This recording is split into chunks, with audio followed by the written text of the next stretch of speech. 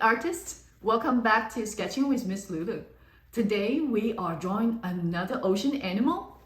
A walrus. Get ready for big whiskers, long tusks. Grab your pencil, relax your hands. Let's sketch together. Let's begin with two simple shapes. Draw a long curved shape for the body, then lightly add the tall curved shape at the front where the head and chest will be. Now draw an oval for the head on top of the front shape. Connect the back of the head to the body with a smooth, curved line. Add a small eye on the side of the head. Next, draw the front flippers resting on the ground in front of the walrus.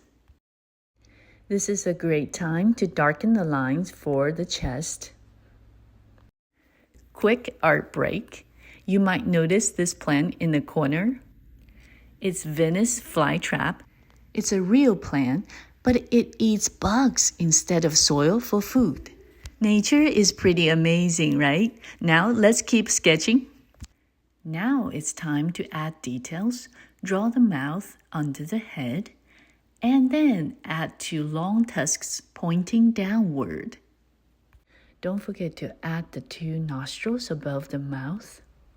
Extend the line on the back. Let's add the rear flipper at the back of the body.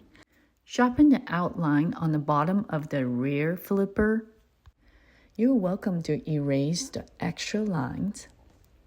Walrus have lots of wrinkles, so add short curved lines along the neck, chest, and body. These wrinkles help make your walrus look round, heavy, and realistic. Now gently darken your important lines.